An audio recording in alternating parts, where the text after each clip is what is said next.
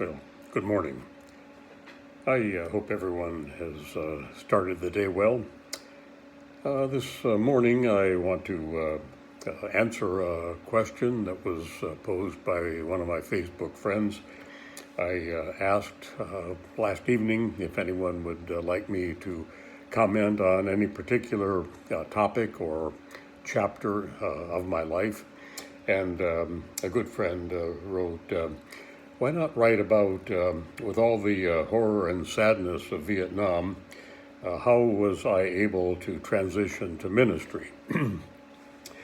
Well, I could write a volume or two on that, but the answer is, I think, something that several of you have heard me share, either a conversation or perhaps even a Facebook post over the last few years.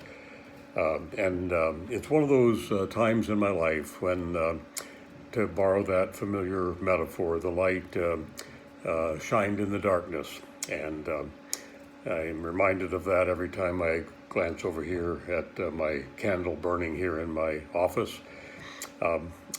Light shining in the darkness has been a theme, and it has been most prominent several times in my life, and among the first was back in 1969.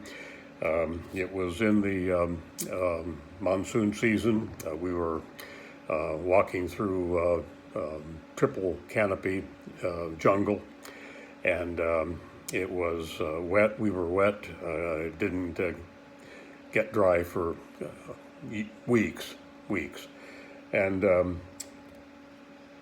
the mood was depressed because the weather was depressed, and it was a war situation, and we had lost our comrades, some of them. And I was walking along. I was a platoon commander at that time, 1st Platoon, and I don't know how it came. It was not verbal, but there was an overwhelming sense that yes, I was doing what I was called to do at that time, but God had something else, something higher in mind for me. Now, many pastors through the centuries have called that a call to ministry. Well, that was mine. It was not audible, but the way I phrased it once, it was a silent and sacred incandescence. A light was turned on, and I knew that I needed to serve God, serve Christ, in a ministry of one kind or another. The word chaplain also came to my inner awareness at that time, and that is how it transitioned from combat into at least a beginning of a ministry for me. Now, any pastor who is honest will say there's always a resistance. You can call it the enemy of our souls. You can call it our own stubborn self-will, but I fought that call. I wanted to do something else. The other part of that that I need to mention, I was raised in a Christian environment, a wonderful Methodist church in Corey, Pennsylvania, my hometown. And my family, most were and are devout believers. And my Uncle John, my father's oldest brother, was a Methodist pastor, and he was a strong influence on my life. He prayed at all of our family reunions, our family meals.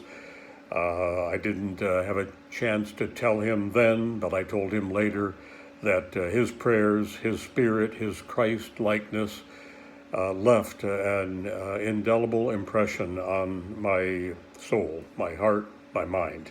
And so he was very much a part of that.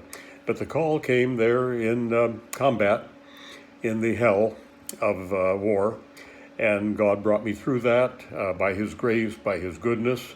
And yes, through the years, I have been so grateful for that call. I've also, I've wandered, and I've doubted, and I've questioned.